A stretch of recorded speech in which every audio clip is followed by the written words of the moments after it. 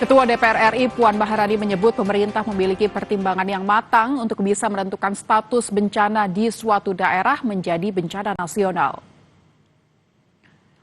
Puan menyebut hal tersebut menjadi ranah eksekutif. Ia mengaku belum menerima laporan yang komprehensif, namun DPR akan terus menjalani komunikasi dengan pihak eksekutif juga koordinasi dengan tim yang telah diterjunkan di lapangan untuk memadukan masukan-masukan dalam menangani bencana di Sumatera.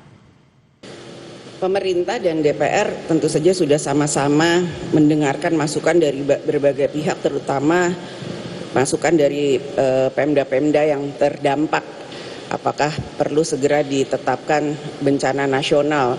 Bahkan Presiden juga sudah langsung meninjau wilayah yang terdampak. Namun untuk bisa kemudian segera memutuskan terkait dengan hal tersebut, tentu saja pemerintah punya pertimbangan yang matang dan kami juga mengikuti semua masukan terkait dengan hal tersebut. Ya, seperti yang tadi saya sampaikan, saat ini kita fokus untuk bisa memberikan bantuan secara efektif. Sementara itu, Ketua DPD RI Sultan Najamuddin buka suara soal penetapan status bencana nasional yang didorong masyarakat hingga 3 bupati Aceh yang tidak sanggup menangani bencana.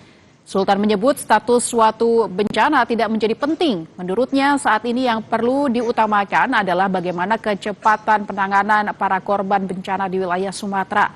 Sultan menyebut saat ini perhatian perlu difokuskan pada distribusi logistik hingga pemulihan infrastruktur. Di samping itu, Sultan mengapresiasi gerak cepat pemerintah mulai dari tinjauan langsung Presiden Prabowo Subianto, BNPB hingga jajaran terkait. Sehingga status bencana menurutnya tidak perlu dibesar-besarkan. Ini bukan lagi bicara, ini bukan pertama ya, saat yang tidak tepat untuk bicara saling menyalahkan, itu satu.